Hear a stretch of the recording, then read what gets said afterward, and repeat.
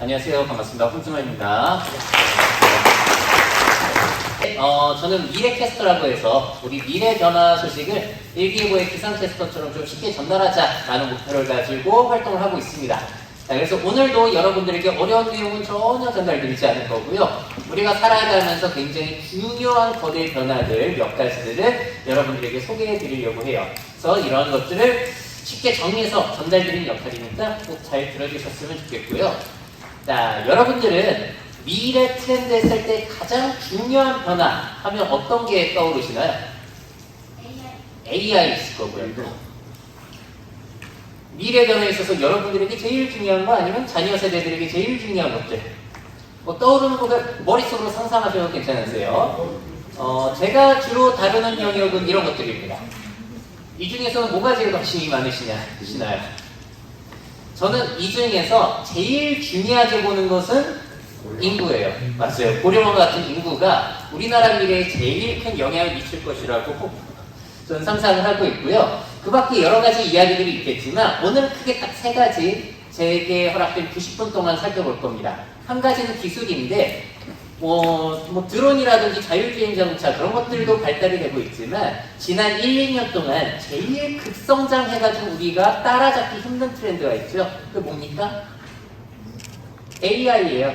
AI가 엄청나게 빠른 속도로 발전하면서 우리들이 따라잡을 수 없을 정도로 굉장히 변화 속도가 빠르기 때문에 그 내용 정리해 드릴 거고요. 자, 그리고 두 번째로는 우리가 새로운 거제 미래를 이야기할 때 기술의 변화가 얼마나 빠를지 사실 예측이 안 되죠. 예를 들어서 메타버스가 뭐 난리 날 것 같았지만 그렇지 않았잖아요. 그런 것들은 예측하기 힘들지만 우리가 미래를 예측할 때 그나마 어느 정도 예측할 수 있는 요소가 인구 변화예요. 왜 그렇죠? 태어난 사람들의 숫자가 정해져 있고 기대 수명 숫자가 정해져 있기 때문에 그래서 우리의 인구 변화에 맞춰서 거제가 어떤 타겟을 중심으로 움직이면 좋을지에 대한 이야기 전달드릴 거고요. 마지막은 그 다음에 젊은 세대들, 그러니까 뭐 MZ세대라는 얘기가 많이 나오고 있습니다만 저는 그렇게 구별을 짓지는 않고요.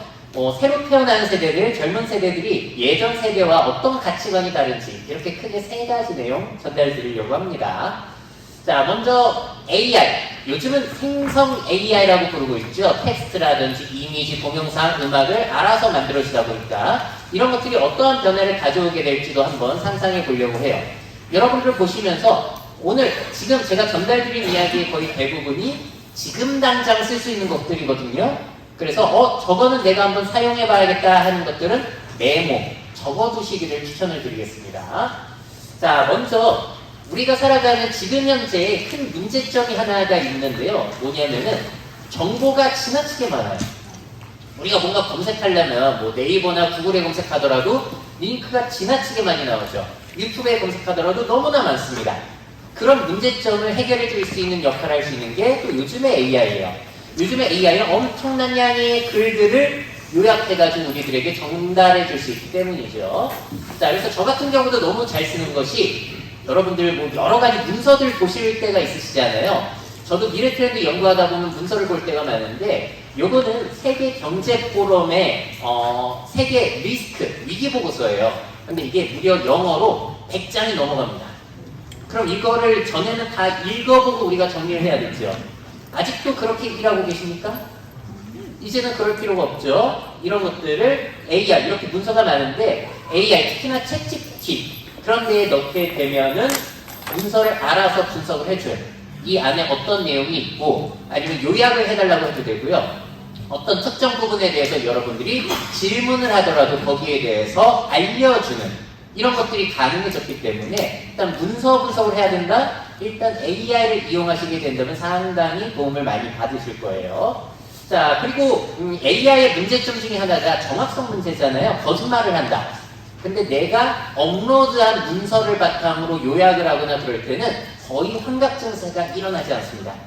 그 내용이 어디에 나오는지 물어본 다음에 팩트체크도 바로 해낼 수가 있으세요. 그래서 이제는 정보 요약의 시대가 열렸다라고 보실 수가 있으실 거고요. 또 문서뿐만이 아니에요. 유튜브 영상에도 좋은 것들이 상당히 많잖아요. 근데 문제는 그 연설이라든가 뭐 시장님 연설 뭐 그런 내용이 2시간이면 어떡하실 거예요? 다 보실 건가요? 물론 다 보시는 게 제일 좋겠지만 그럴 시간이 없다면은 그냥 유튜브에서 그 내용들, 스크립트 같은 걸 복사 붙여넣기 하셔도 되세요. 아니면 링크를 복사 붙여넣기 해도 되는데, 그럼 좀 실패가 많이 나오더라고요. 여기 영상의 그 내용들을, 제가 이거는 엔비디아사의 발표 내용인데, 복사 붙여넣기 해가지고 문서화한 다음에 이걸 업로드해요. 그리고 정리해달라고 하면은 정리를 기가 막히게 해줍니다. 여러분들 아직까지도 2시간이라든 3시간 영상을 다 보셔야 됩니까? 그렇지 않더라도 지금 당장 이런 것들은 여러분들이 유용하게 쓸 수가 있는 기능이에요. 자, 근데 현재까지는 업로드할 수 있는 문서의 양이 정해져 있어요. 그런데 시간이 지나면 지날수록 업로드하는 양이 늘어나가지고 앞으로는 뭐 책 한 권 분량 그 이상의 분량도 들어갈 거예요. 그러니까 문제점들은 점점점 해결이 되고 있다. 구글에서는 이런 사례를 얘기해 주기도 했어요.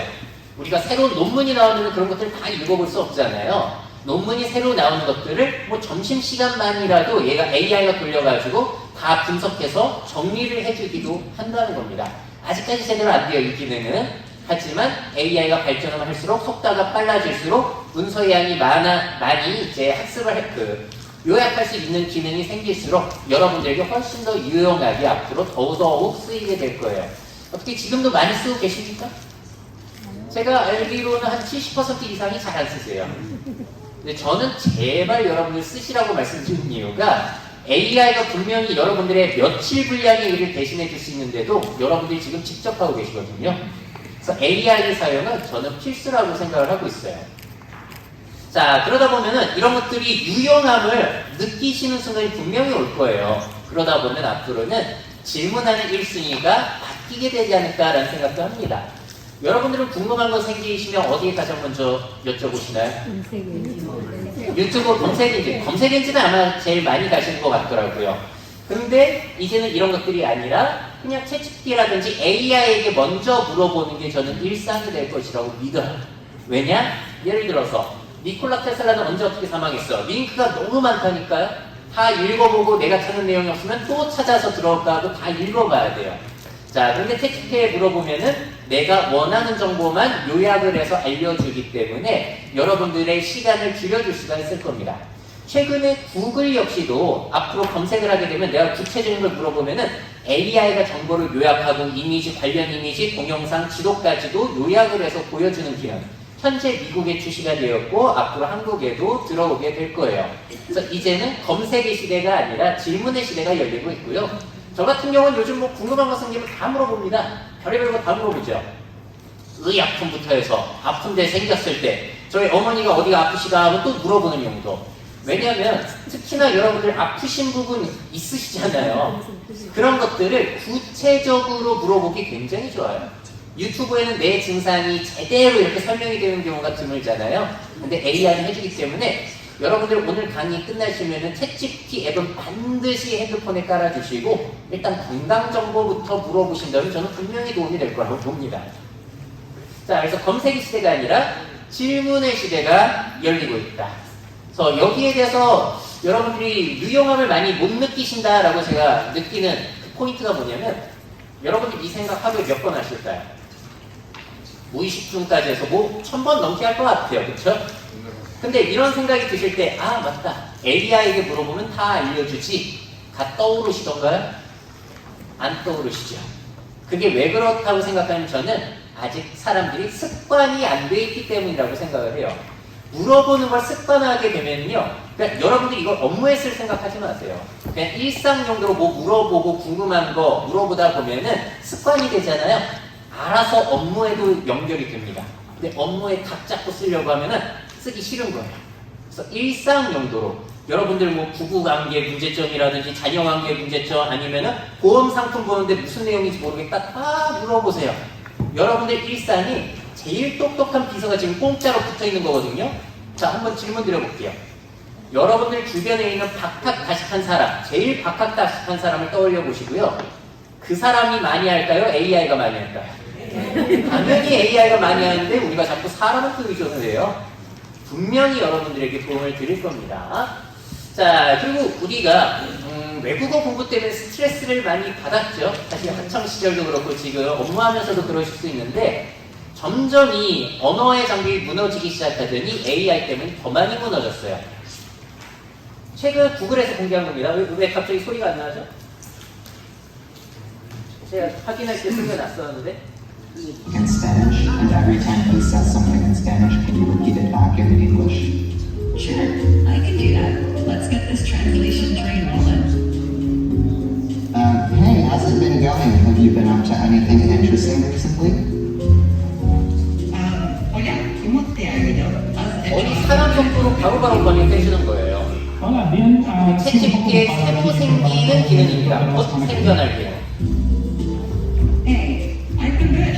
Just a bit busy here preparing. 잠시 음악 끄고 하실 건가요? 네. 자, 이게 GPT-4O라고 해서 이번 달에 새롭게 공개된 기능인데 특징이 뭐가 있냐면은 여러분들 영화 허 아시나요? Translator for us. 그거와 So 거의 every time I say 똑같이 something in English, can you repeat 거의 it back in 지연 속도 Spanish? 없이 And every 사람처럼 time he says 대화가 something in Spanish, 되는데 can you repeat 대화가 it back 되고 in 감정적인 표현을 해줄 뿐만이 아니라 I can do that. 번역도 Let's 거의 get this 바로바로 translation 해준다는 train 거예요. rolling. Hey, how's it been going? Have you been up to anything interesting recently? Hola, 지연 ¿cómo 속도가 te ha 거의 ido? 없죠. ¿Has hecho algo interesante últimamente? Hola, bien. Sí, un poco ocupado aquí preparando un evento para la semana que viene. Hey, I've been good. Just a bit busy here preparing for an event next week. 자, 이런 것처럼 여러분들 이거 이제 그 유료 모델 가입만 하시면은 모든 사람들이 곧 쓸 수 있게 되는 기능이거든요. 그럼 외국인들이 왔을 때 우리가 당황할 일이 진짜 거의 없어요. 왜냐면 챗GPT 이 외국어 번역 기능은 여러분들이 챗GPT에서 이용해 보시면 아시겠지만 거의 뭐 오류가 없습니다. 사람 말도 정말로 이런 표현하면 좀 상스러울 수 있습니다만 개떡같이 얘기해도 찰떡같이 알아들어요. 말을 더듬어도 알아듣습니다. 그게 요즘의 AI이기 때문에 외국어에 대해서 스트레스 받을 일은 거의 없으실 것 같아요.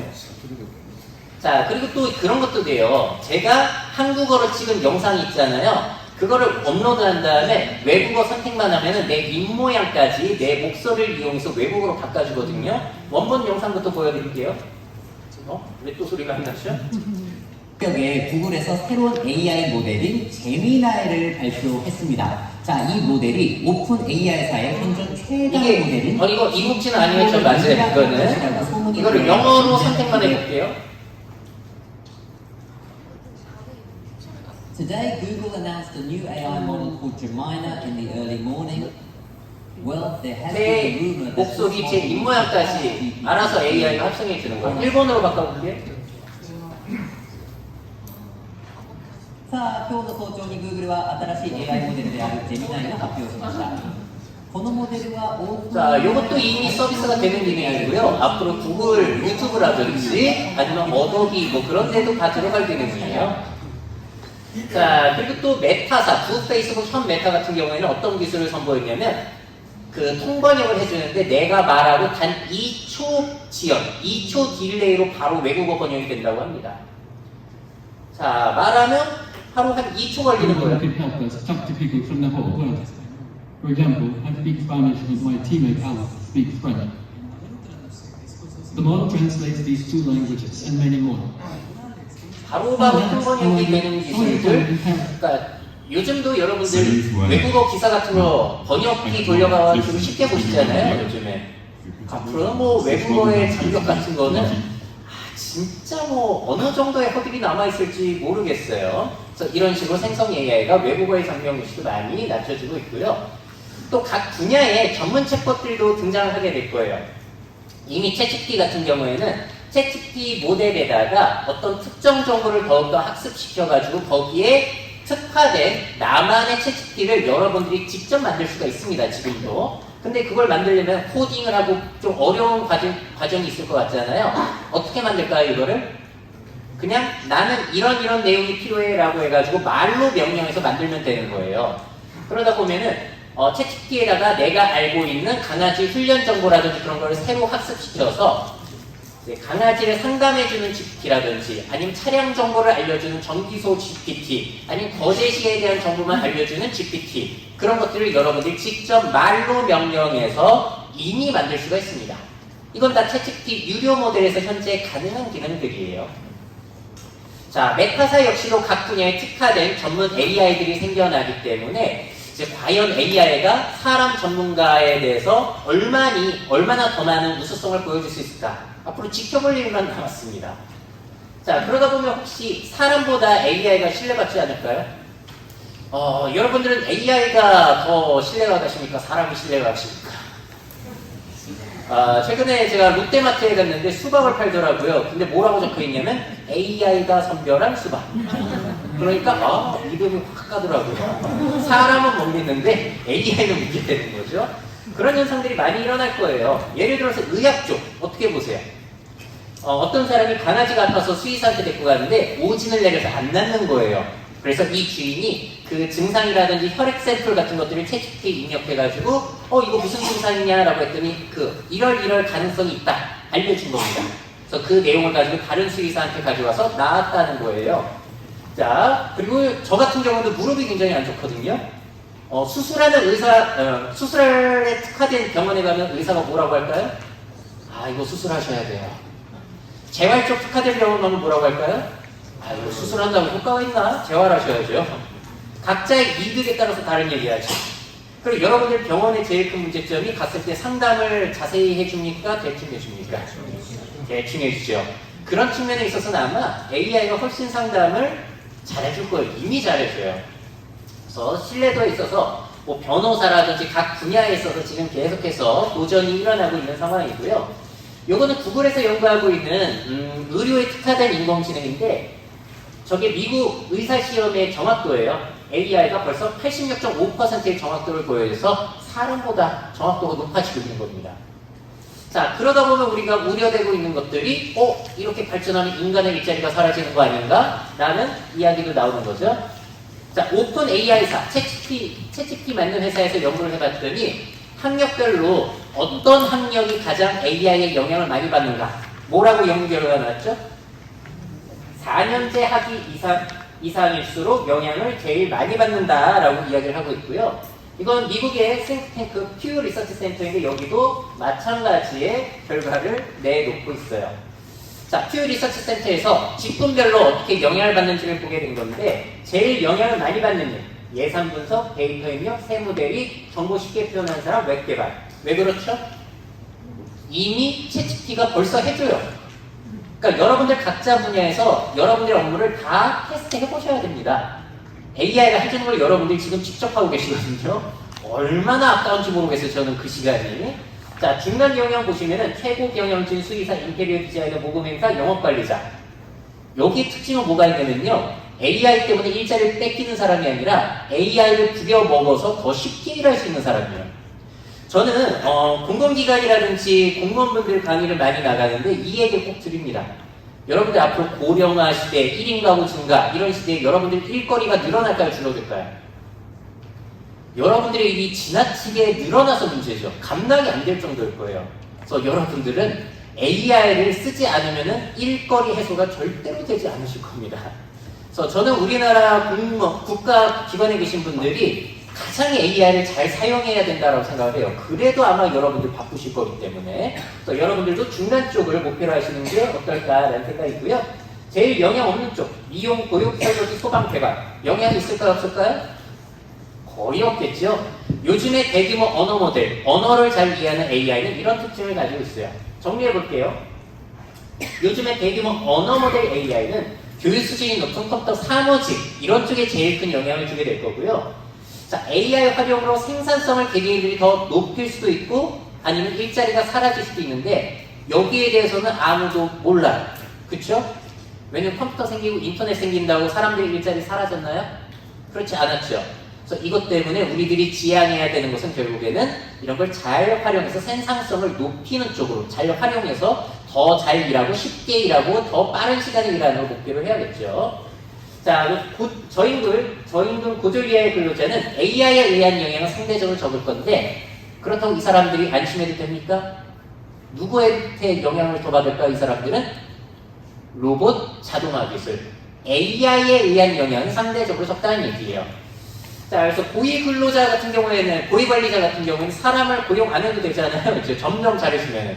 그럼 그 사람들의 수익은 자꾸 늘어나는데, 비숙련 근로자 같은 경우에는 일할 기회 자체를 잡지 못하는 문제점이 생겨날 수도 있습니다. 그래서 요즘에 발전하는 AI가 제일 큰 혼란을 불러일으킬 영역이 아무래도 노동과 교육이 될 것 같아요. 거기에 대해서 우리가 잘 적응을 해봐야겠죠. 자, 그럼 앞으로 어떤 역량이 불러가면 좋을지도 생각을 해보도록 하죠. 예전에는 시키는 것만 수행하는 능력 중요했어요. 선진국이라는 정답이 있고 빨리 따라가면 됐기 때문에. 근데 이런 것들은 이제 AI 자동화가 점점 침투를 하고 있기 때문에 AI 시대에 자꾸 중요해지고 있는 것은 상상하고 기획하고 명령하는 능력. 동의되십니까? 그래서 이게 직원처럼 사고하는 게 아니라 누구처럼 사고하게 되는 거죠, 우리가? CEO처럼 명령하고 상상하고 기획하는 능력들이 개개인들에게 중요해지고 있는 것 같아요. 그림으로 표현해보자면은 예전에는 시키는 소수의 CEO, 팀장님이 계시고 그런 것들을 다 들어줄 수 있는 직원들이 있었던 게 노동 구조였는데 시키는 일만 하는 건 매뉴얼화가 되어 있으니까 자동화가 되잖아요. 그러면은 우리 인간들의 일자리가 사라지기만 하고 안 좋은 일만 펼쳐지는가? 그게 아니라 이 기회를 잘만 이용하면 누가 늘어날 수 있을까요?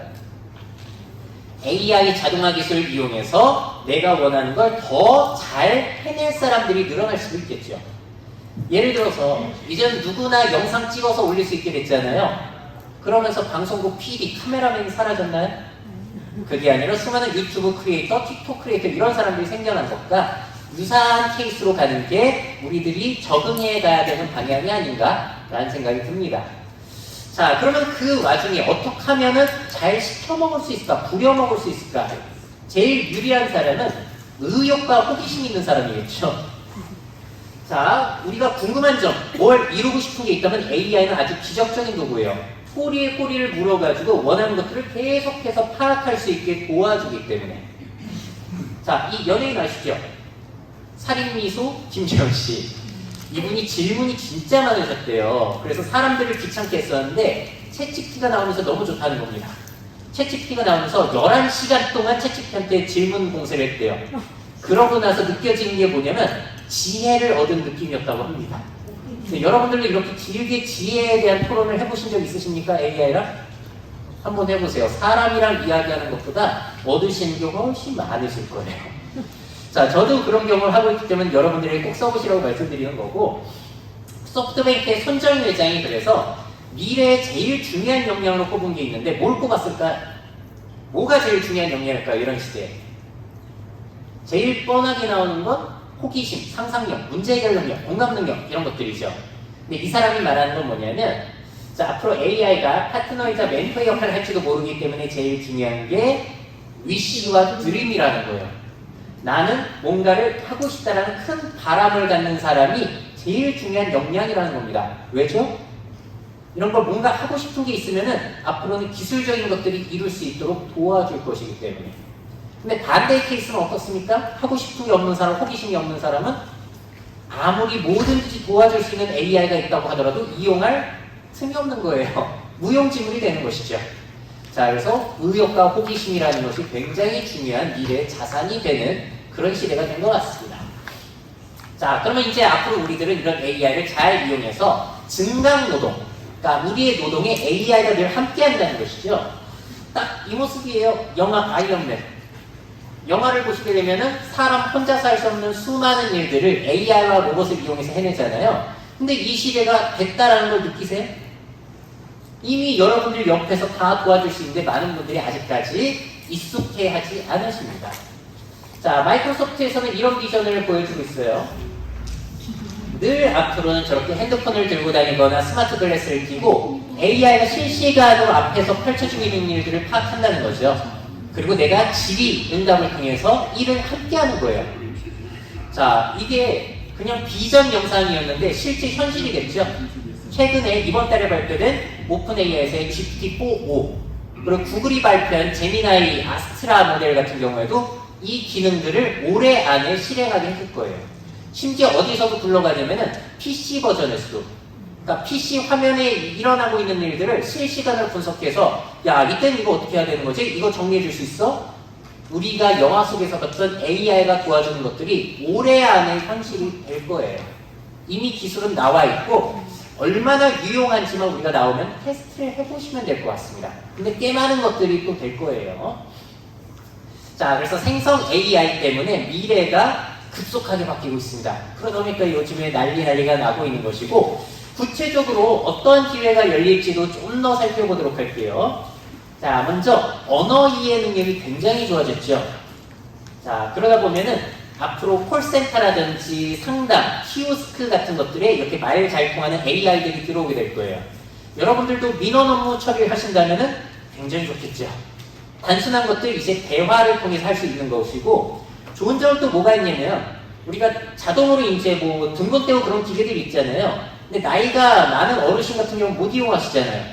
근데 요즘에 나오는 AI는 어때요?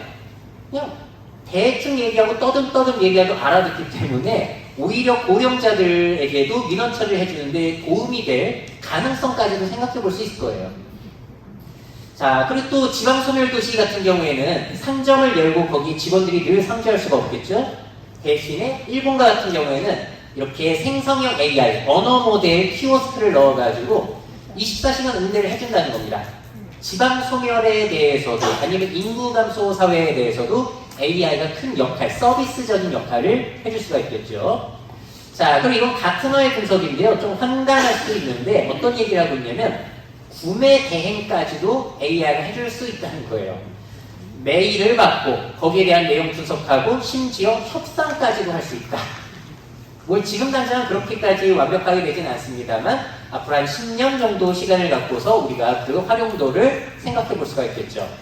여러분들이 이런 AI를 잘 활용하셔야 될까요? 그냥 배제하셔야 될까요? 여러분들 할 일 너무 많으세요. 앞으로 인구 변화만 하더라도 AI를 다 갖다 쓰지 않으면 일 처리가 안 될 가능성이 너무 높습니다.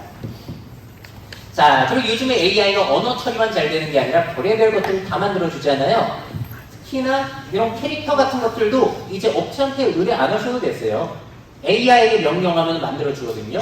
챗GPT 그 유료 버전 쓰시면은 무제한으로 여러분들 캐릭터라든지 만들 수 있으세요.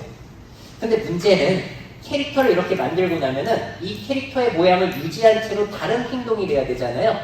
원래는 안 됐거든요.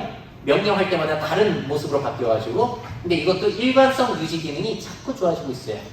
자, 그래서 이렇게 한국을 여행하고 있다, 맥도날드에서 햄버거를 먹고 있다라고 하면은 일관성을 유지한 채로 다른 행동을 하고 있기 때문에 이제는 뭐 업체에 의뢰하지 않고도 여러분들이 원하는 이미지 만들 수 있고 캐릭터를 만들어서 다방면으로 쓸 수도 있습니다. 지금 당장 가능해요. 이것도 지금 당장 쓸 수 있습니다. 앞으로는요, 내가 행동하는 그 행동을 카메라로 찍은 다음에 그 행동에 그 내가 만든 캐릭터를 합성해가지고 아예 저렇게 춤을 추게 한다든지 동영상을 만드는 것도 가능해지고 있어요. 이쪽의 발전은 너무나 빠릅니다. 가상인물로 여러분들이 별별 것들을 아주 저비용에 쉽게 해낼 수 있게 된다는 것이죠. 자, 그리고 또 이미지까지 여러분들이 아주 지금도 잘 쓰실 수 있으신데 다음은 동영상 만들기예요. 영화를 우리가 촬영해야 된다? 와, 비용과 시간, 노력이 얼마나 많이 들어갑니까? 근데 오픈 AI사의 소라가 상당히 화제가 됐었죠. 저렇게 길게 자세하게 명령을 하더라도 대부분의 것들을 들어주면서 심지어 사람이 일관성을 유지하면서 선글라스에 뭐가 비치는지까지도 파악이 되는 채로 저렇게 영상을 만들 수 있게 해준다는데 이것도 올해 안에 출시될 예정이라고 해요. 자, 얼마나 놀랍냐면 바깥 세상이 보이다가 어두워지니까 상대방의 모습이 보이죠. 세상의 물리적인 법칙까지도 학습을 했다는 거예요. 자, 물론 이건 홍보 영상이라서 잘 되는 것만 보여주는 거고요. 실제로 나와서 써봤을 때는 이거보다 안 될 가능성이 좀 높긴 합니다. 자, 그리고 동영상은 이제 아직까지 좀 기다리셔야 되는데 음악은 어떨까요? 내가 AI를 명령해서 뭐 거제시에 로고송을 만든다든지 어떤 행사를 해야 되는데 로고송을 만들어야 된다. 될까요? 안 될까요? 너무 잘 돼요. 이거는 진짜 잘 됩니다. 제가 지금 마이크로소프트 코파일럿에서 수노라는 기능을 쓰고 있는 건데요. 저는 이렇게 명령을 했어요. 미래사회 인공지능이 사람들을 지배해서 사람들이 힘들어하면 결국에는 복수를 계획하는 일렉트로닉 비트 기반의 힙합 음악 만들어줘. 이러면 가사부터 해가지고 알아서 만들어주거든요. 심지어 하루에 5곡 공짜입니다. 들어보시죠.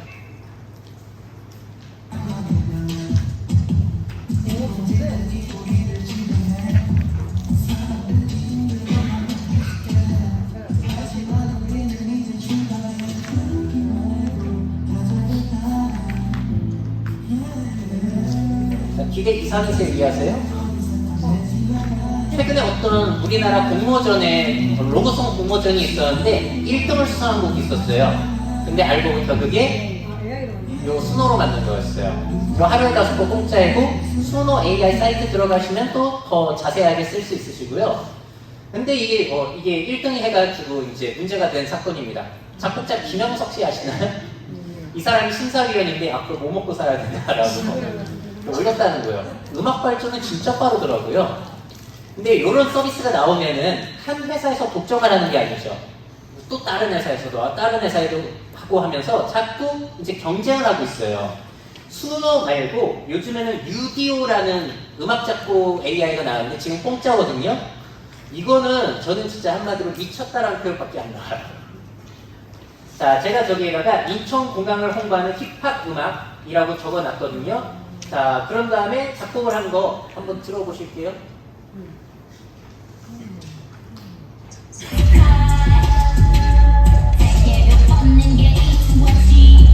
목소리, 악기 다 AI예요. 뭔가 어색한 게 느껴지시나요? 아예 안 느껴지시죠?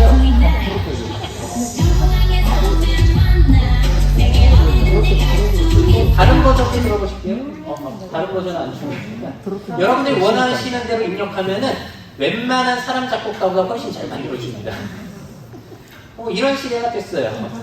자, 그러니까 여러분들이 전에는 누구 업체에 의뢰하거나 했던 것들을 직접 만드실 수가 있으시고, 누구나 작곡자, 누구나 영화감독, 누구나 전시회를 열 수 있을 사진작가도 될 수 있어요. 자, 이 사람은 보리스 앤 다크젠이라고 하는 독일의 사진작가인데, 자신의 직업을 뭐라고 소개하고 있냐면 프롬프토그래퍼. AI 창에다가 그 입력하는 걸 프롬프트라고 하거든요. 그거랑 포토그래퍼를 섞은 거예요. 그래서 이 사람은 AI를 이용해서 예술 사진을 생성을 합니다. 최근에 전시회를 열었는데 작품 퀄리티 한번 보세요. 어떠세요? 예술적인 가치가 있나요, 없나요? 굉장히 초현실주의적인 그런 세상에 존재하지 않는 작품들이 보이고 있죠? 심지어 이 사람이 이렇게 만들어가지고 소니의 세계적인 사진대회에서 1등 먹었어요. 근데 AI로 만든 줄 모르고 줬다가 또 난리가 났었죠. 이제는 여러분들이 상상한 거, 창작까지 해서 상상한 거를 실제로 만들어낼 수 있는 시대가 됐습니다. 여러분들도 일하시다가 어떤 이미지 필요하실 때 있으시죠? 음악 필요할 때도 있으실 거고. 그럼 쓰세요. 거의 공짜인데도 많고 비용이 들어간다고 해도 얼마 되지 않습니다. 그래서 적극적으로 여러분들 사용하시면 좋을 것 같고요. 이거는 일본의 파르코라는 백화점인데 동영상 그 CF를 아예 AI로 만들어서 TV 광고를 내놓기도 했어요. Happy holidays. 근데 또 이게 재미난 점이 AI를 이용해서 뭐 그림을 그리거나 동영상을 만들거나 할 때 누구나 고퀄리티의 영상이나 결과물이 나오지 않아요. 이것도 많이 써본 사람이 잘해요. 왜 그럴까요? 많이 써봐야지 AI가 뭐까지 가능하고 뭐가 안 된다는 걸 알거든요. 그러면 안 써보게 되면은 너무 황당하게 큰 기대를 한다든지 아니면 아예 무시한다든지 이런 사례가 펼쳐지는데 제가 알기로는 거의 대부분의 사람들이 그쪽에 들어가게 됩니다. 많이 써보셔야지 어디까지 가능한지 알아요. 자, 그럼 여러분들 프로그래밍 할 줄 아세요? 프로그래밍이 중요한 시대다라는 얘기가 있었지만 이 이야기도 변하고 있는 것 같아요. 왜 그럴까요? AI에게 명령하면 프로그래밍도 알아서 해주거든요. 자, 지금 AI 쪽에서 가장 화제가 되고 있는 인물 중에 하나가 엔비디아사의 젠슨항 CEO일 거예요. 왜냐면 이 반도체 그것 때문에, 그래픽카드 때문에 주가가 막 완전히 올라가가지고 난리가 났었는데 이 사람이 어떤 얘기를 하냐면은 한 10년 전만 하더라도 자기가 프로그래머에 대해서 추천을 했을 거래요. 앞으로 유망하다고. 근데 앞으로는 아니라는 겁니다. 왜냐면 이제는 누구나 AI에게 말로 명령해서 프로그래밍이 가능하기 때문에 차라리 이보다 복잡한 문제인 생물학이나 그런 쪽을 더 추천하고 싶대요. 그래서 가장 AI 업계에서 영향력이 있는 사람 중에 한 사람이기 때문에 말을 무시하기 좀 힘든 것 같아요. 실제로 아까도 말씀드린 것처럼 챗GPT를 나만의 맞춤형으로 여러분들이 직접 만들 수 있다고 말씀드렸죠. 그것도 말로 요청해서 지금 만들어낼 수가 있거든요. 이런 것들이 점점점 발전하면서 이제는 앞으로 AI에게 나 업무 이런 거 하는데 이거를 자동으로 할 수 있는 프로그램 만들어줘 라고 하면은 알아서 만들어주는 것까지 가능해질지도 모르겠습니다. 지금 굉장히 단순한 수준이고 조금씩 복잡한 것까지 해주고 있는 쪽으로 발전이 진행이 되고 있어요. 자, 이렇게 또 AI가 발전하다 보니까 스마트폰 이상의 새로운 AI를 쓸 수 있는 기계가 필요하지 않냐라고 해서 또 이 시장이 성장하고 있는데요. 이거는 여기 가슴에 꽂고 다니면은 마이크를 통해서 내가 늘 언제나 AI에게 명령해서 그런 것들을 해결해낼 수 있는 기기예요. 이런 것도 나왔는데 평가는 굉장히 안 좋습니다. 왜냐면 기능 자체는 우리 핸드폰에 있는 것과 똑같아요. 챗GPT 모델을 쓰는 건데 마이크에 대고 이렇게 계속 얘기하는 형태이다 보니까 소음도 들어가고 해서 그 핸드폰으로 이용하는 것보다 성능이 떨어지는 거죠. 자, 이거는 페이스북에서 현 메타사에서 만든 레이벤 선글라스, 라이방 아시죠? 라이방 선글라스. 거기랑 제휴를 맺은 스마트 글래스인데 디자인이 진짜 감쪽같이 그냥 안경 같죠? 근데 저기에 보시게 되면은 카메라가 좀 붙어 있습니다. 그래서 사진도 찍고 동영상도 찍을 수 있는데요. 여기에 AI가 들어가다 보니까 이제 AI가 세상에 펼쳐지고 있는 것들을 분석해서 여러분들의 일을 도와줄 수 있게 될 거예요. 지금 현재는 일단 사진을 찍어가지고 분석해달라고 해야지만 해줍니다. 자, 이 셔츠에 뭐가 어울릴까? 사진을 찍어서 분석을 해줘요. 근데 이것도 이제 구식 기능이 돼버린 거예요. 왜냐면 최근 이번 달에 공개된 구글과 오픈 AI사의 기능은 사진 찍을 필요도 없고요. 그냥 얘가 계속해서 파악을 세상에 일어나고 있는 것들을 실시간으로 파악해서 분석을 해줘요. 그게 기능이 언제 들어온다? 올해 안에 다 여러분들에게 공개가 될 거예요. 자, 그리고 혹시 여러분들 일상생활에서 이런 경험 있으실 거예요. 아, 그 사람 이름 뭐였더라? 아, 그때 회의 때 그거 언제까지 하라고 그랬지? 생각 안 나실 때 많잖아요. 근데 만약에 우리 일상 속의 대화 내용들을 AI가 늘 기록을 하고 있다면 어떨까요? 자, 사람을 만났어요. 대화를 나눕니다. 그럼 그 대화 내용을 AI가 저장을 했다가 나중에 이제 궁금해지면은 아, 그 사람 이름 뭐였더라? 라고 하면은 AI가 그 대화 내용에서 그 사람 이름을 딱 알려주는 거예요. 이거는 사생활 침해 문제가 있기는 하겠죠. 근데 사생활 침해가 되더라도 이 기능 쓰고 싶으세요? 아니면 아, 사생활 때문에 안 돼. 아예 안 쓰고 싶으세요? 저도 사실 쓰고 싶거든요. 저도 요즘 잘 쓰고 있는 기능이 그 AI 그 전화 통화 녹음 기능. 그거 여러분들 잘 쓰지 않으세요? 그러다 보니까 아, 강의 그 언제였더라? 그런 것들 요즘에는 기억도 안 해도 돼요. AI가 다 정리해 주니까. 근데 지금은 전화 통화만 그런 것들을 자동으로 기록해 주는데 일상에서도 된다? 일종의 일상의 블랙박스가 생기는 거예요. 내가 그거 언제 하라고 그랬어? 당신이 분명히 하라고 그랬는데 자, AI 기록 띡띡띡 바로바로 보여줄 수가 있게 되는 거죠. 증거물로. 그게 또 안 좋은 일이 많이 펼쳐질까요? 좋은 일이 많이 펼쳐질까요? 거기에 대해서 사실 의문이긴 합니다만 기술의 발전을 막기는 힘들다라는 거죠. 아예 채찍들 만든 오픈 AI사 역시도 거기에 특화된 웨어러블 기기들을 지금 개발을 하고 있다고 하는데 어떤 형태로 나올지는 궁금하긴 해요. 일단 웨어러블로 여러분들이 이런 그래스 끼고 다니고 하면은 뭐 일하시면서도 도움을 받으실 거고 아니면 외국어 통역에 있어서도 바로바로 도움을 줄 수 있을 것이고 시각장애인들도 바로바로 도움을 받을 수 있는 게 올해 안에 일어날 일들이에요. 이건 미래에 얘기하는 게 아니라 올해 안에 일어날 일들. 자, 이렇게 AI가 스스로 뭐 언어를 분석하게 되면서 판단을 내리고 계획을 세우고 추론을 할 수 있게 됐잖아요. 그러다 보니까 이게 또 로봇에 들어가게 되는 거죠. 원래는 로봇에게 어떤 명령을 할 때는 아주 구체적으로 명령을 했어야 돼요.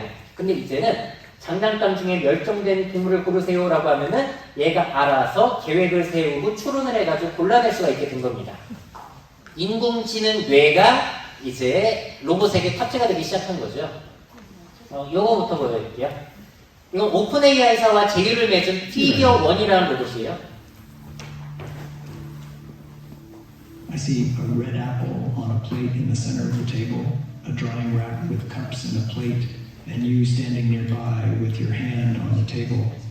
Great. Can I have something to eat? Sure thing.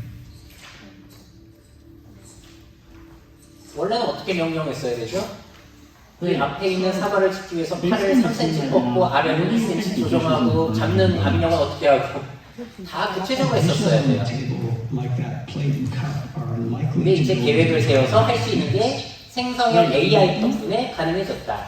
그래서 요즘에 이 휴머노이드 로봇에 대한 관심이 다시 높아지게 된 거예요. 물론 테슬라가 만들어내고 있다라는 것도 한 몫을 하고 있지만, 자, 이런 로봇의 발전, 휴머노이드 로봇, 인간을 닮은 로봇이 중요한 이유는 우리나라의 젊은 층들의 인구 감소 때문에라도 중요하겠죠. 생산 가능 인구, 15세에서 64세의 인구가 벌써 정점을 찍었고요. 앞으로 2070년까지 그 젊은 인구만 우리나라에서 2천만 명 이상 사라질 거예요. 자, 그러면은 우리나라에서 인건비가 자꾸 높아지겠죠? 그래서 이런 자동화 기술이라든지 휴머노이드 로봇이 우리나라에는 너무나 많이 필요해요. 일자리를 빼앗아 가는 것뿐만이 아니라 우리들의 인력 부족을 해소하기 위해서라도 너무나 필요해진 시점이 되었습니다. 자, 그래서 이런 AI 때문에 개인에게는 원래 과거에 할 수 없던 일들을 도와줄 수 있는 조력자가 생겨난 거죠. 기업가 같은 경우에는 생산성을 향상시켜 줄 수 있고, 또 자사가 가지고 있는 여러 가지 데이터들이 있을 거잖아요. 그런 데이터를 토대로 해서 새로운 지능을 생산해낼 수 있을 거예요. 여러분들 관공서에 가지고 계신 거제시와 관련된 데이터들이 있죠. 그런 것들을 AI에 입력하면은 알아서 거제시와 관련된 새로운 인사이트, 지식들을 생산해내게 될 거예요. 그게 이제 새로운 거제시의 자산이 되는 거죠. 자, 정부 같은 경우는 생산 가능 인구 감소, 그리고 기피 업무를 자동화할 수 있는 또 좋은 도구가 될 수 있기 때문에, 뭐 하다못해 고독사를 방지해 준다든지 그런 쪽에서도 상당히 유용할 수가 있겠죠. 그래서 우리는 AI, 로봇 같은 것들을 아주 잘 이용해야 되는 나라이다 라고 할 수 있을 것 같습니다. 자, 그래서 AI가 나온 지 지금 상용화된 지 한 1년 반 정도 됐어요. 이게 1년 반 정도 동안 일어난 일이기 때문에 앞으로도 굉장히 다양한 발전이 있을 것이고요. 여러분들은 너무 멀리 생각하지 마시고 당장 여러분들의 일상부터 시작하셔가지고 도움을 받으시면서 새로운 미래에 적응을 해가시면 어떨까라는 생각입니다. 거제시에 도입할 게 많을까 적을까요? 굉장히 많습니다. 이거는 상상을 해가지고 도입할 수 있는 것들이 정말로 무궁무진하게 나올 분야이고 다른 기술과 달라요. 예를 들어서 제가 한 2년 전만 하더라도 관공서 가가지고 그때 한참 떴던 트렌드가 메타버스였거든요. 절대 하지 마시라고 했어요. 왜냐면은 그 지나친 관심에 비해서 기술 발전이 거의 없었거든요. 그래서 저 하지 마시라고 말씀드렸는데 AI는 다른 게 뭐냐? 예전에 안 되던 게 지금 당장 돼요. 그러니까 당장 되는 기능들을 지금 당장 여러분들도 테스트를 해보실 부분들이 너무 많습니다. 그래서 이거는 다른 기술과 다르다. 지금 당장 쓸 수 있기 때문에. 그래서 한번 이용해 보셨으면 좋겠고요. 자, 다음으로 넘어갈게요. 자, AI보다 저는 더 중요하게 보는 게 인구예요. 자, 고령화 때문에 그럴 텐데 고령화를 만든 요소는 아무래도 저출산, 초저출산이잖아요. 자, 많이 언론에서 보셨죠? 작년에 합계 출산율이 몇 명이요? 0.72까지 떨어졌습니다. 아마 올해는 0.6명대 보고 있어요. 자, 70년 한번 보실까요? 70년만 하더라도 합계 출산율이 여성 한 명이 평생 동안 4, 5명 낳았어요. 근데 지금은 채 한 명을 낳지 않는 그런 시대가 됐고요. 자, 그렇다면 한번 질문을 드려볼게요. 우리들이 뭐 여러 가지 육아 정책이라든지 복지 정책 같은 거를 잘 도입하게 되면은 출산율이 높아질 것 같으세요? 안 높아질 것 같으세요? 자, 저는 이 미래채널이라고 해서 유튜브 채널도 운영하고 있다 보니까 가끔 설문조사 돌리거든요. 제 구독자분들 1000명은 이렇게 답을 해주셨어요. 거의 높이지 못할 것이다. 제가 강의 현장에서 다 여쭤보더라도 대부분의 사람들은 어느 쪽? 높이지 못할 것이다. 라는 쪽으로 사람들의 상식이 조금 바뀌고 있는 것 같습니다. 자, 그리고 또 신기한 점은 뭐가 있냐면은 우리나라만 그런 게 아니에요. 사실 세계가 다 저출산 쪽으로 가고 있는데 우리나라가 유독 빨랐다라고 보시면 될 것 같고요.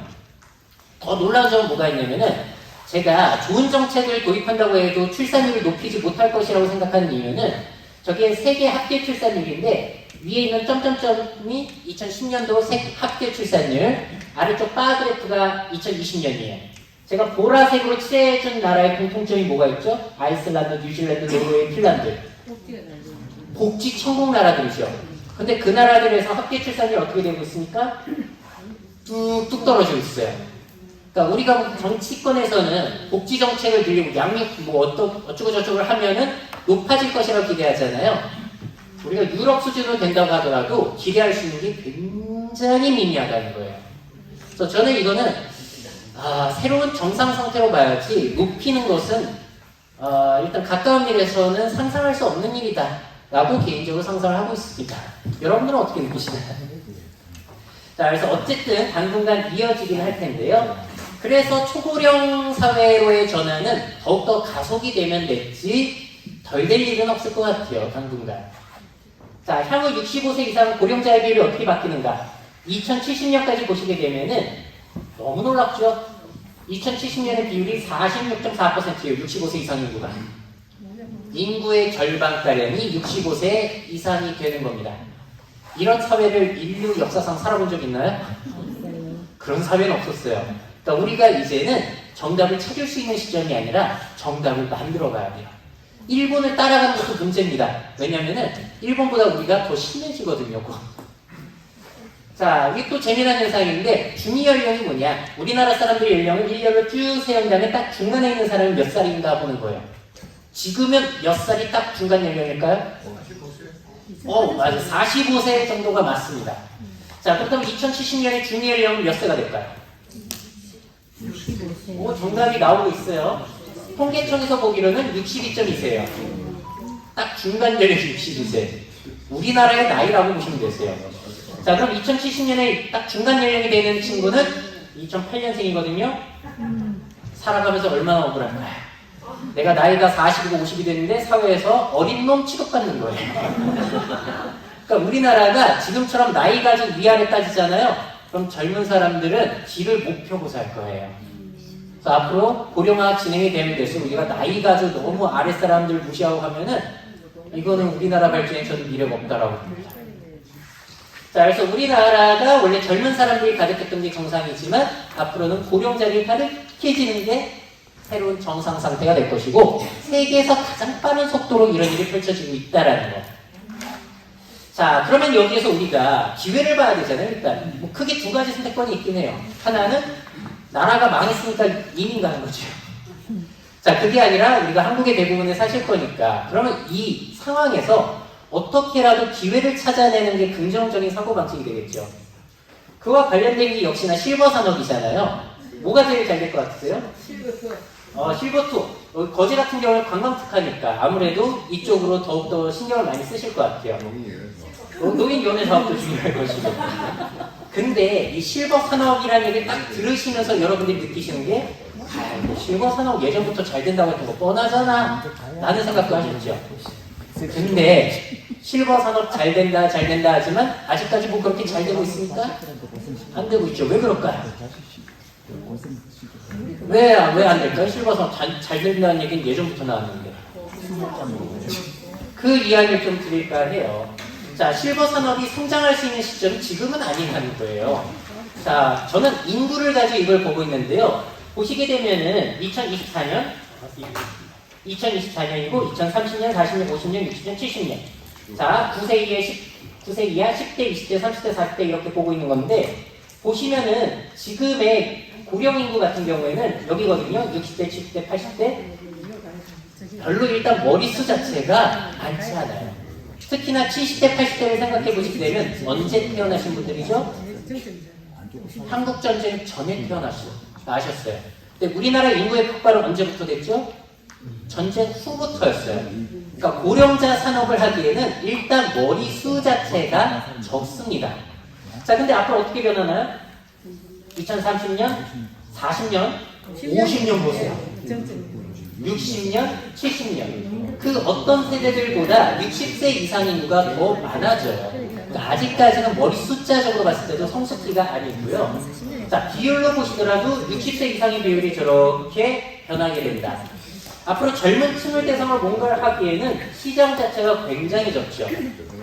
지금의 20대까지는 그래도 머릿수가 되는데 2010년대생, 20년대생 가지고 뭐 산업을 한다? 될까요? 이건 좀 많이 힘들 것 같다는 생각이 현재 들기는 해요.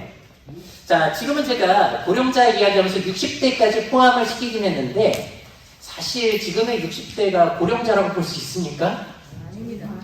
그렇죠. 자, 그렇다면은 이런 생각을 또 우리가 해볼 수가 있어요. 지금 정부도 그렇고 어떻게 고령자를 나누고 있냐면은 전기 고령 인구와 후기 고령 인구를 나눕니다.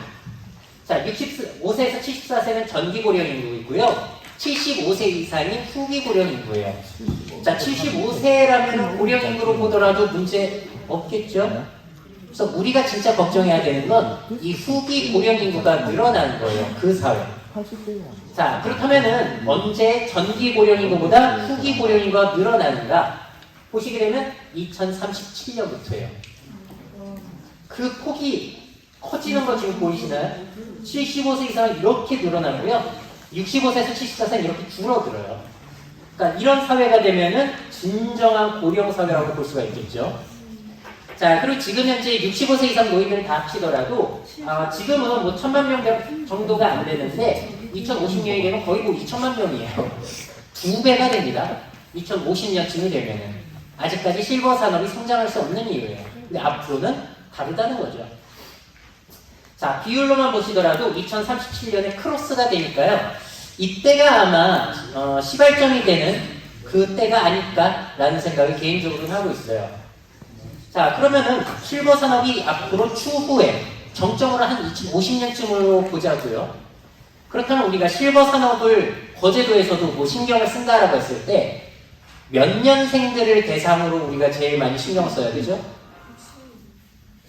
많이 태어난 세대들, 그런 세대들을 신경을 써야 될 거예요.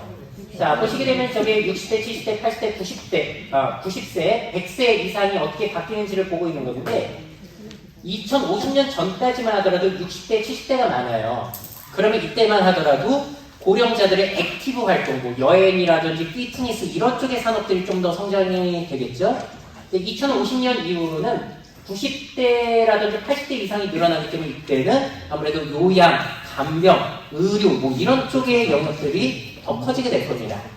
이게 우리나라 실버 산업은 10년 단위로 뭔가가 바뀔 가능성이 굉장히 높아 보여요. 왜 그렇죠?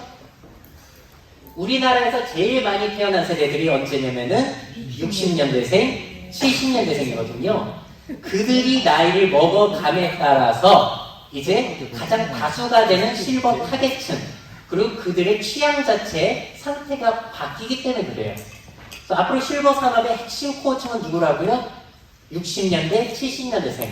좀 넓히자면은 50년대생부터 해서 80년대생.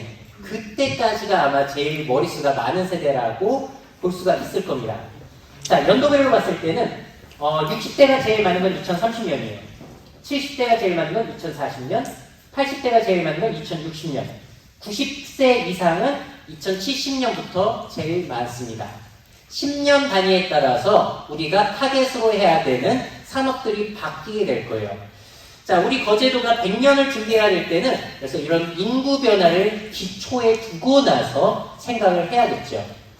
그럼 좀 더 구체적으로 들어가 볼게요. 앞으로 시대별로 고령자들의 문화, 가치관, 행동 방식도 달라지게 될 겁니다. 자, 지금 현재 실버 콘서트, 고령자들을 위한 콘서트에서 제일 인기 많은 사람 누굽니까? 나오나 임영웅일 거예요. 자, 근데 앞으로는 달라지겠죠. 앞으로 60년대, 70년대, 80년대생이 나이 들어가면 실버 콘서트도 달라질 거예요. 자, 2050년에 노인들에게 가장 인기 있을 콘서트는 BTS는 저기 일러요. 2050년만 하더라도 70년대생, 80년대생이 많아지거든요. 그럼 H.O.T, 서태지, 보아 뭐 이런 세대들이겠죠. 실버 콘서트의 가장 스타들. 자, 그렇다면은 2070년에 노인들에게 가장 인기 있을 콘서트. 이때가 이제 90년대생들이 노인 중에서 제일 많아지는 시대예요. 그러면은 BTS, 아이유, 박재범 이런 사람들이 실버 콘서트가 되는 거예요. 반드시 이렇게 된다는 게 아니라 시대, 그러니까 우리가 늙어가면서도 젊은 시절에 좋아했던 그런 것들을 꽤나 많이 가져가잖아요. 그러니까 실버 산업이라고 해서 무조건 우리가 뭐 트로트라든지 그런 걸 생각해서는 절대 안 된다는 거예요. 자, 앞으로 제일 큰 시장, 60대, 70대, 80대 그런 사람들을 점점 신경 써야 되는 시기가 오게 될 겁니다. 자, 이 생각도 해보도록 할게요. 2070년은 꽤 멀었죠? 2070년의 노인정의 모습은 어떤 모습일까요? 일단 노인정이 있을지도 모르겠어요. 근데 만약에 있다고 하더라도 어떻게 사교를 하고 있을까요? 거기에서. AI일 수도 있어요. 근데 이런 모습도 상상해 볼 수 있을 거예요. PC방. 왜냐면은 요즘 젊은 친구들 같은 경우에는 친구들 PC방에서 만나서 게임하면서 노니까. 그럼 그 습성을 버릴까요? 논이 된다고? 그대로 가져갈 거예요. 그럼 예전부터 하던 저런 PC 게임 안에서 이제 노후 생활을 보내는 것도 상상해 볼 수 있겠죠. 시대에 따라서 10년 단위로 우리들은 실버 산업의 모습이 바뀌어야 된다는 것을 꼭 인지를 하고 있어야 될 것 같습니다. 우리가 잘못 생각하게 되면은 지금의 노인분들 취향이 몇 배로 커지는 걸로 착각을 하게 되죠. 자, 그리고 남녀 인구수도 생각을 해보도록 할게요. 고령화가 될수록 누가 늘어나죠? 남자와 여자 중에? 여자가 늘어나죠? 여자의 평균 순위이기 때문에. 그래서 미래 초고령 사회 대한민국은 어찌 보자면은 할머니 공화국. 할머니 분들이 조금 더 늘어나십니다. 그래서 그 주 타겟에 있어서도 남녀 차이가 조금씩 발생이 될 거예요.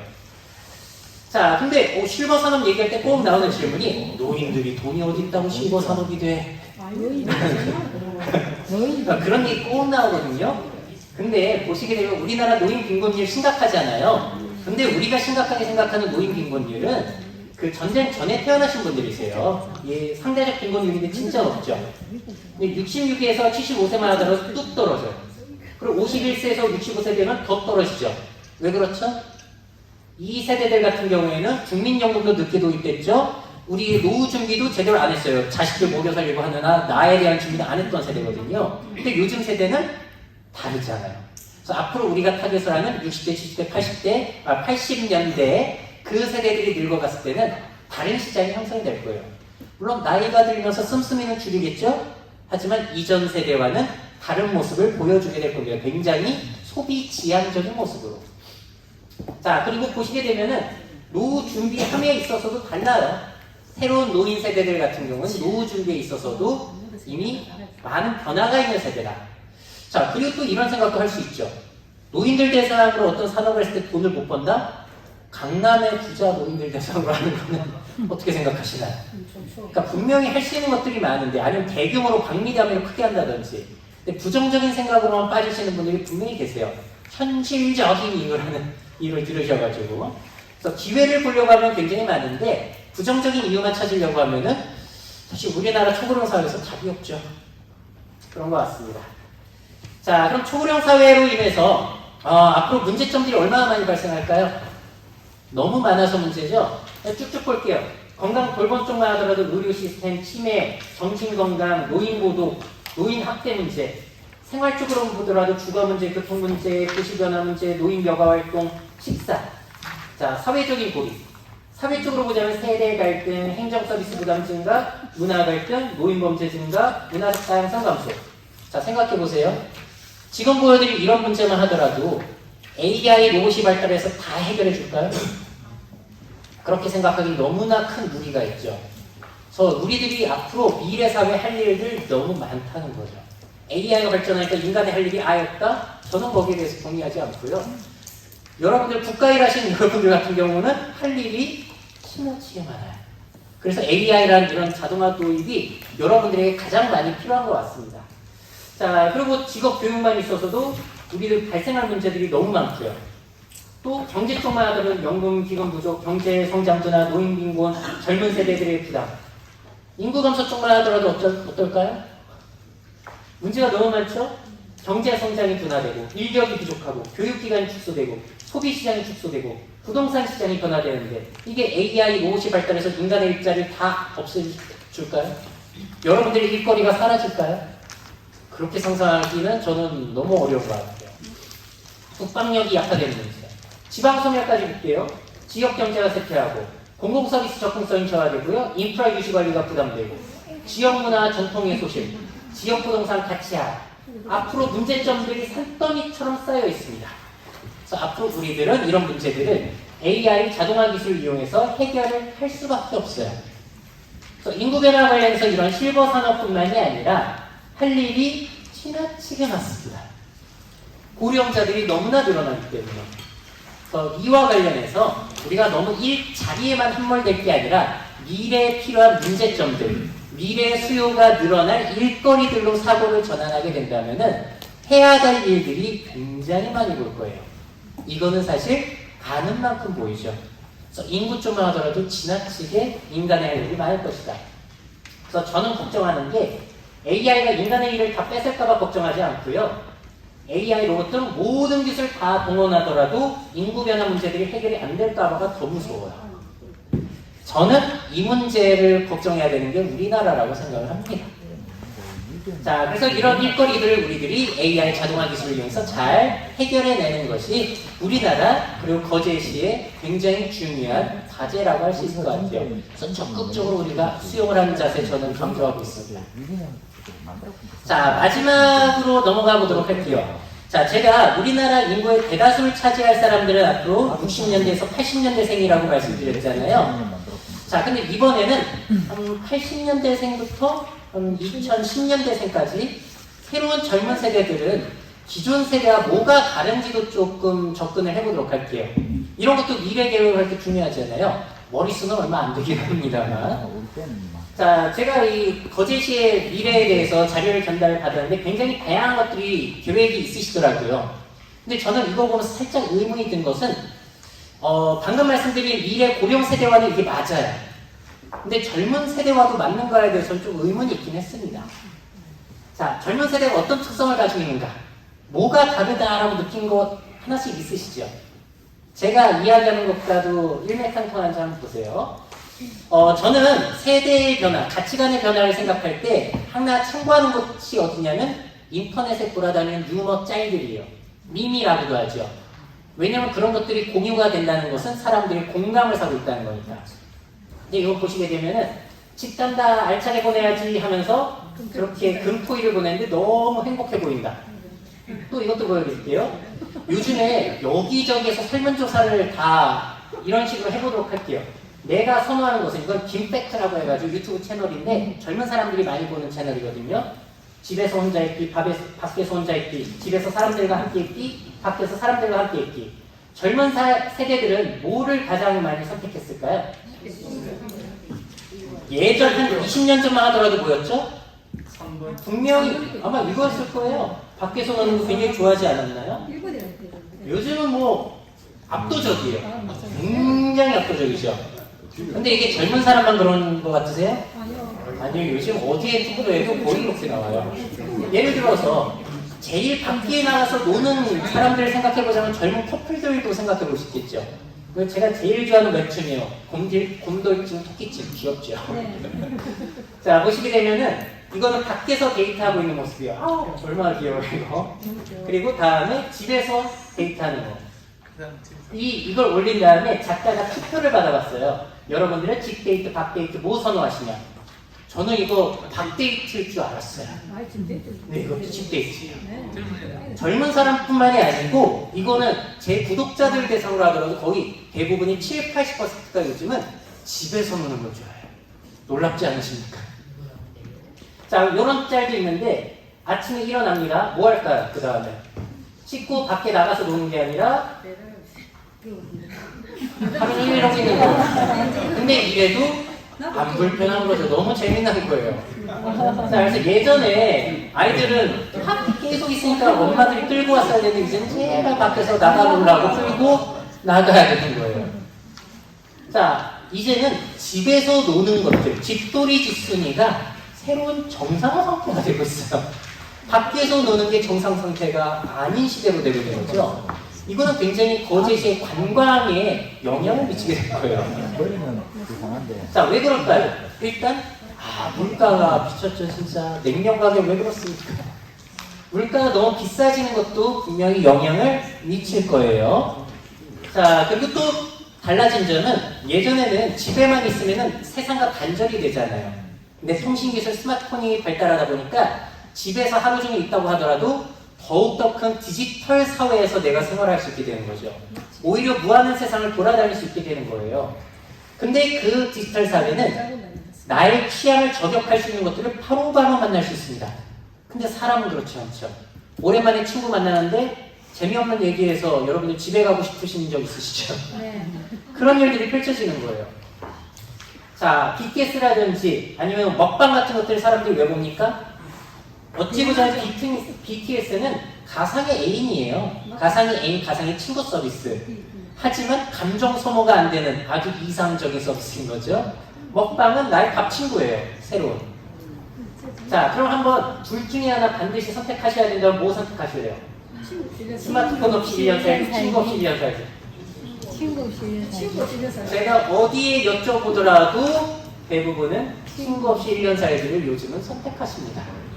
집에서 놀아도 그냥 컨텐츠만 소비하면서 살아도 전혀 문제가 없는 세상이 되어버린 거죠. 자, 그래서 이미 친구가 없는데요 하면서 이런 반응들이 거의 대부분에서 일어나고 있다는 거. 굉장히 신기해요. 자, 그렇다면 우리가 상식을 바꿔야 돼요.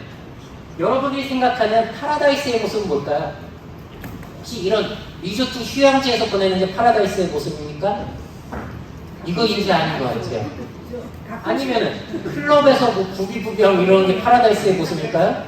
요즘 클럽보다도 없어졌어요. 요즘에 파라다이스의 조건은 뭘까요? 집에서 편하게 누워가지고 컨텐츠 보는 거예요. 근데 저기에서 이제 넷플릭스, 유튜브 그런 것가 있으면은 일단 너무 재밌는 거고요. 배고프다, 배달 음식 치킨. 먹고 났으면 또 달달구리 땡기죠. 베스킨라빈스 같은 거 하나 사면 또 계속 먹는 거예요. 주말에. 여기에 사랑하는 사람과 있으면 얼마나 좋을까요? 근데 이거는 옛날 사고죠. 요새 사람들이 사람이랑 노는 걸 안 좋아해요. 오히려 이 자리를 차지하고 있는 게 누구죠? 반려동물이죠. 이것만 있으면 천국이 되는 거예요. 이제 파라다이스의 모습이 상식이 바뀌고 있는 것 같아요. 오히려 밖에서 노는 게 번거롭다는 사람이 퍼센테이지가 자꾸 늘어나는 거 여러분들도 느끼세요? 여기 하나만 더 추가하자면 괜찮은 위스키 하나? 왜냐면 집에서 나 혼자 즐기는데 소주 먹는 사람이 없거든요. 질 좋은 위스키, 와인도 요즘은 좀 인기가 사더라고요. 만약에 여기에서 AI가 발전하게 된다면 반려동물 대신에 뭐 AI 반려 존재가 있을지도 모르겠어요. 자, 그래서 이제는 집순이 집돌이가 오히려 파라다이스가 되는 이상현상들을 지금 목격하고 있습니다. 당분간은 이어질 것 같죠. 물론 이런 현상이 펼쳐지면 반대국도 또 세상에 노는 게 유행이 될 수도 있어요. 하지만 지금 상황에서 당분간은 그럴 상황들이 많이 보이지는 않습니다. 그래서 이런 것들은 관광업계에 큰 영향을 미치게 될 거예요. 자, 그럼 요즘 사람들이 이런 것만으로도 충분히 만족을 느낄 수 있게 됐다 라고 하면서 변화가 또 뭐가 있냐면요, 별로 큰 꿈을 꾸지 않아요. 이런 것만 있어도 충분한데 굳이 노력을 해야 될까요? 자, 인터넷에 돌아다니는 짧게 볼게요. 이거 무한도전에 나왔던 짤인데 아직까지도 화제가 되고 있죠. 꿈은 없고요, 그냥 놀고 싶습니다. 혹시 여러분들의 꿈 아니십니까? 맞아요. 제 꿈이기도 해요.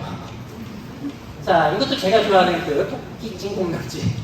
최근에 굿즈 상품을 받았는데 부적이라고 하면서 나눠주더라고요. 근데 뒷면을 보니까 쉽게만 살아가면 개재밌어 빙고. 옛날의 가치관은 어땠어요? 무조건 열심히 살아야 된다. 왜 집에서 그렇게 빈둥빈둥 있냐라는 것이 가치관이었는데 이제는 뭐 그렇게 살았어 뭐해, 열심히 뭐하러 살아, 그냥 나는 쉽게 살아가고 싶어. 대중 가요에도 그런 분위기가 요즘에 있죠. 악동 뮤지션 후라이의 꿈이라는 이 노래가 꽤나 차트에 오래 있었어요.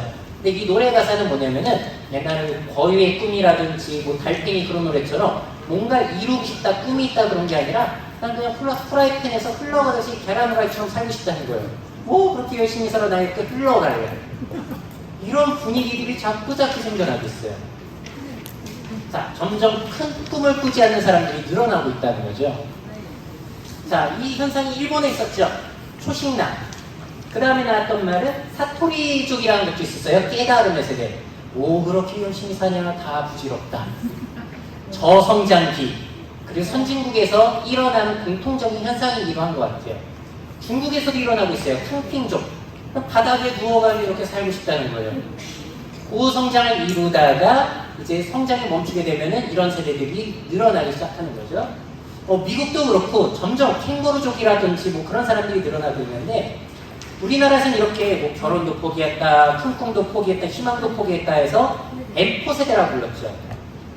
근데 여기에 대해서 좀 의문을 제기해 보자면은, 젊은 사람들에게 포기했다라는 표현이 맞을까요? 이것도 어찌 보자면 기성세대들의 가치관일 수도 있다는 거예요. 한번 의문을 제기해보는 겁니다. 저는 이게 포기가 아니라 젊은 사람들이 굳이? 라는 표현이 조금 더 적합하지 않을까라는 생각을 하기도 해요. 큰 꿈을 포기한 걸까요? 아니면은 내가 굳이 큰 꿈을 꿔야 돼? 라는 표현이 맞을까요?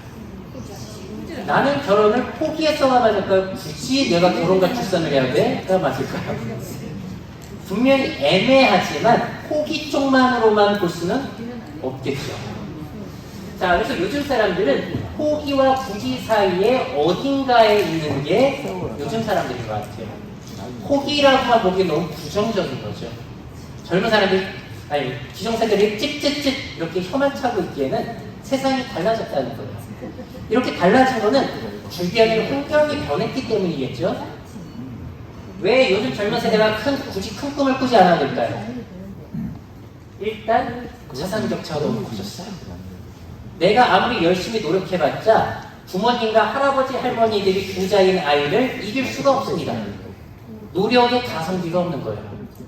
그래서 이거는 어찌 보자면 포기 쪽에 가까울 수가 있겠죠. 아, 어차피 해봤자 따라잡을 수도 없는데 뭐하러 열심히 해. 이건 포기에 가깝습니다만, 근데 굳이 그걸 포기라고 볼 수 없는 이유는 또 뭐가 있냐면은 요즘 젊은 세대들은 태어났을 때부터 선진국에 살았어요. 잘 사는 시대에 살아왔기 때문에 내가 굳이 열심히 노력하지 않아도 따뜻한 곳에서 맛있는 거 먹으면서 아니면은 알바만 해가지고 좋은 거 사면서 재밌게 살 수 있다는 거예요. 굳이 노력을 하지 않아도 되는 선진국에 살고 있다는 거죠. 또 달라진 점? 부모님이 달라요. 우리 세대들은 이제 부모님이 한 푼이라도 벌어보려고 열심히 사셨던 걸 보고 살았잖아요. 그러니까 집에 가만히 있는 걸 못해요. 근데 요즘 세대들은 어때요? 부모님 세대 자체가 열심히 살지 않았어요. 부모님 세대 자체가 워라밸 중시하고, 아니면 내가 돈 잘 벌어서 부자 되는 게 아니라 주식 투자 대박 이런 걸 꿈꾸던 것들을 보고 자란 세대거든요. 열심히 노력하고 뭐 그런 밖에 꼭 나가야 되고 그런 세대들이 아니라는 거죠. 자, 그리고 저성장. 성장인 시기가 아니기 때문에 노력을 해봤자 내가 얻을 수 있는 게 크지가 않아요. 예전에 성장기라면 노력했을 때 성과물이 떨어지지만 그렇지 않잖아요. 자, 그럼 학력 수준은 높아졌는데 그 기준에 맞출 수가 없게 됐습니다. 근데 이런 좋은 직장에 가지 않더라도 시급이 높아졌잖아요. 내가 알바만 하더라도 애플 아이폰이라든지 그런 것들 충분히, 아니면 한정판 운동화 몇십만 원 하는 거 사면서 재미나게 살 수 있게 된 거예요. 그래서 굳이 내가 뭐 중소기업 들어가가지고 힘들게 일할 바에는 그냥 알바만 하면서 놀래. 이런 것들이 사실 당연한 생각일지도 모르겠어요.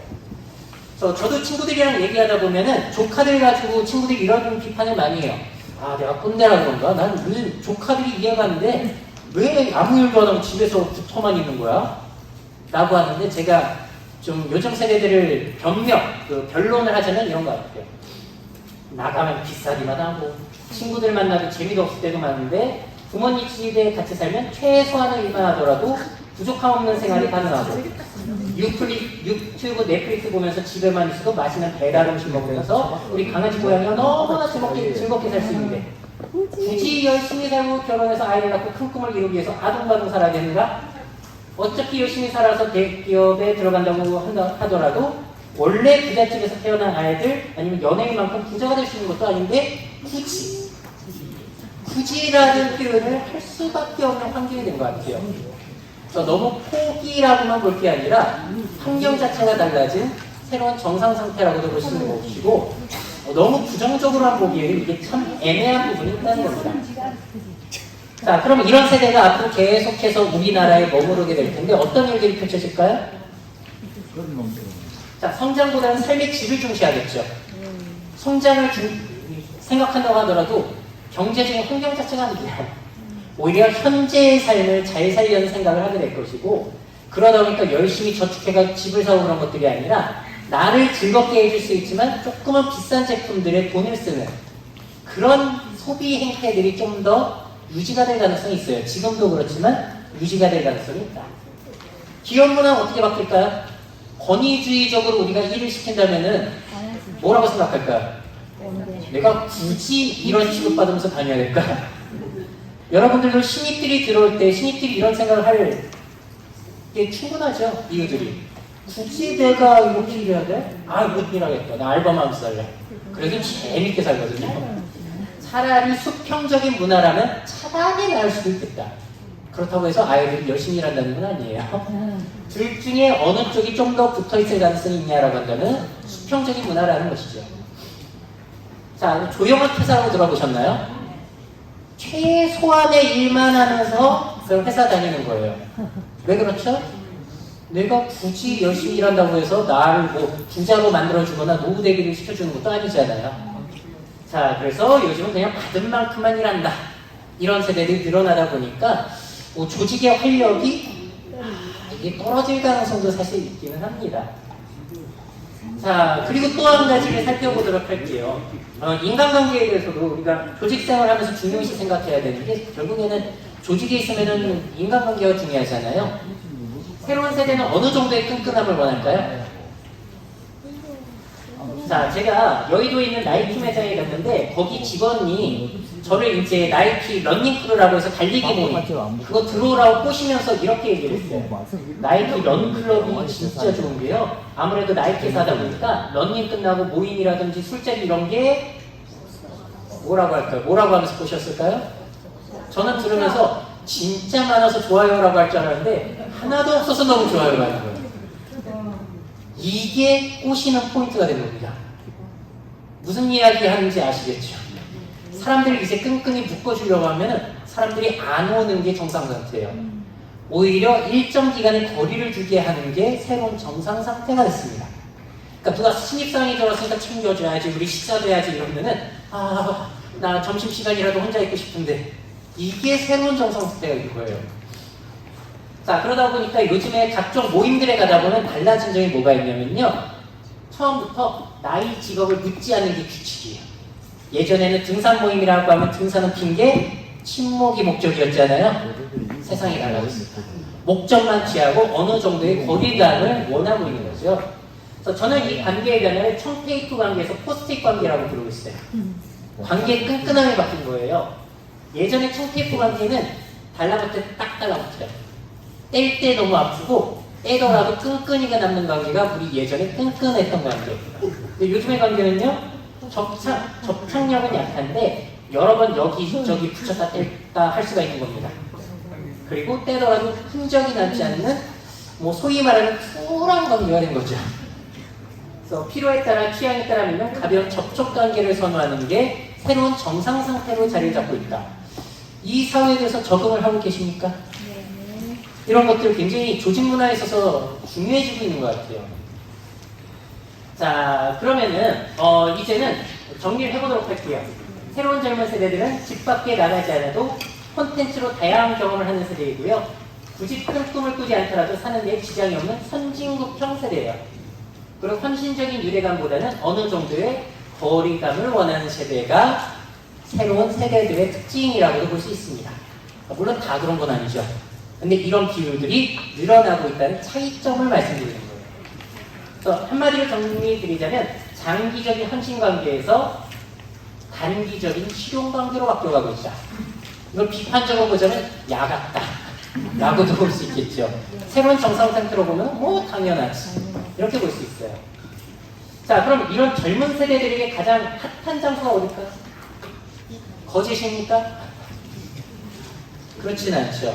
이 세대들의 특성을 잘 파악해서 요즘에 제일 핫한 장소를 떠올려 보자면은 여기에요. 서울 성수동과 더현대 서울. 왜 그럴까요? 여기 어떤 특징이 있기 때문에 그럴까요? 요즘 젊은 사람들이 가장 환장하는 게 뭡니까? 저도 제일 환장하는 건데요. 바로 팝업 스토어예요. 일정 기간만 오픈되는 스토어입니다. 그러다 보니까 뭐가 다르냐면요, 똑같은 성수동이죠. 갈 때마다 가게가 바뀌어 있어요. 어떤 뭐 빵집이라든지 어떤 브랜드와 협업을 해가지고 특정 상품을 그 시간 안에만 살 수 있는, 그 기간 안에만 경험을 할 수 있는 거예요. 똑같은 장소를 가는데 장소에서 할 수 있는 경험이 달라져 있습니다. 새로운 세대들이 새로운 경험을 원하지 매번 똑같은 경험을 원할까요? 선진국형 젊은이들에게는 먹히지 않아요. 배부른 세대들에게 이런 정도의 자극이 아니라면은 사실 먹히지가 않는 거죠. 그래서 사람들을 계속해서 이런 쪽으로 빨아들이고 있어요. 맛집도 찾아갈 일이 사라지고 있어요. 왜 그럴까요? 맛집도 팝업 스토어로 여기 들어와요. 그러다 보니까 이런 팝업이 같은 장소이지만 새로운 경험을 줄 수 있는 곳들이 요즘 젊은 세대들에게 아주 큰 호응을 얻고 있습니다. 같은 장소, 하지만 일시적인 다른 경험을 주는 거예요. 그래서 거제시의 미래를 생각해 볼 때도 젊은 세대들을 생각해 보게 된다면 매번 똑같은 경험을 하게 하는 게 아니라 올 때마다 새로운 것들을 경험하게 하는 것들이 젊은 세대들에게 진짜 중요해지고 있는 것 같아요. 배부른 세대들에게 똑같은 건 재미없습니다. 자, 그래서 요즘 제일 사람들이 좋아하는 게 경험이라는 거잖아요. 각종 모임에 가가지고 요가 클래스, 뭐 여러 가지 만들기 클래스 이런 것들을 좋아하기 때문에 거제시에 관광을 하게 한 것에 있어서도 이런 체험형 상품들 이런 것들을 어필할 수 있게끔 다양화하는 것들이 젊은 세대들에게는 어필이 될 가능성이 있습니다. 자, 그러면 한번 정리해 보도록 할게요. 이런 내용들을 토대로 생각해 봤을 때, 자, 보니까 교통에 대해서 확충을 많이 생각을 하고 계시더라고요. 그렇다면 우리가 생각해 봐야 되는 거. 서울이라든지 수도권과의 거제, 교통이 확충이 되면은 수도권의 사람들이 거제로 내려올까요? 거제에 있는 사람들이 수도권으로 갈까요? 이게 문제예요. 교통이 확충된다고 반드시 거제로 오는 건 아니다. 그 동기 요인을 반드시 만들어줘야 될 것 같고요. 도시재생, 스마트시티, 문화관광 사업 등이 제공할 경험과 가치는 무엇인가? 새로운 경험, 그런 것들, 뻔하지 않은 것들, 와야 될 이유들을 다채롭게 만들어줘야겠죠? 자, 그리고 새로운 노인 세대들이 제일 큰 우리들의 대상이 될 거예요. 그들의 가치관을 대상으로 거제의 100년 미래를 생각하는 게 제일 중요할 것 같지만 문제는 뭐냐면은 노인들이 오는 곳에는 젊은 사람들이 안 온다는 것이죠. 둘 중에 하나는 어찌 보자면 선택을 하셔야 될 거예요. 근데 아마 젊은 세대들을 생각하게 된다면 노인분들도 오시긴 합니다. 근데 노인분들이 가는 곳에는 젊은 사람들이 거의 안 오죠. 그래서 이것도 생각해야 되는 거리인 것 같은데 제가 볼 때 제일 균형적으로 잘 조성이 된 곳이 경주 황리단길인 것 같아요. 남녀노소가 다 오죠. 새로운 경험을 제공하면서. 거기에 대해서 굉장히 좋은 저는 인상을 갖고 있고요. 자, 우리 또 관광뿐만이 아니라 거제시는 조선업이라는 게 굉장히 중요한데 젊은 세대들이 여기에 와서 일할 때 그 세대들의 노동 가치관이라든지 그런 것들을 우리가 잘 반영하고 있는가에 대해서도 거제의 미래 100년 생각할 때는 굉장히 중요할 것 같습니다. 그 산업에 활력을 주는 건 역시나 젊은 세대들이기 때문에 그들을 우리가 충분히 잘 배려해 줄 수 있는가? 이 부분도 100년의 미래를 생각할 때는 반드시 필수적으로 넣어야 되는 부분이 되겠죠. 자, 그래서 제가 여러 가지 요소들 중에서 오늘 크게 3가지 말씀드렸어요. AI들을 우리가 잘 도입을 해야 된다. 두 번째는 인구 변화, 새로운 미래 세대들의 노인의 가치관, 그 변화들을 10년 주기로 해가지고 잘 디자인해야 된다. 세 번째는 새로운 세대들의 가치관 변화에 대해서 우리가 잘 수용을 할 수 있는가에 대해서 이야기를 드렸고요. 저는 미래 트렌드에 대해서 이런 것들 새로운 게 나오면 반드시 따라가야 된다고 말씀드리는 건 아니에요. 여러분들이 가지고 계신 그리고 거제시가 가지고 있는 다양한 가치에 이러한 미래 트렌드 요소를 마치 하나의 재료처럼 섞어서 거제시만의 미래 트렌드 레시피를 만들어 가시기를 저는 바라면서 오늘 내용을 준비해 봤습니다. 자, 제가 준비한 내용은 여기까지로 좀 도움이 되어 드렸나요? 네. 그러면은 보람있게 생각하고 이야기 마무리 짓도록 하겠습니다. 들어주셔서 감사합니다.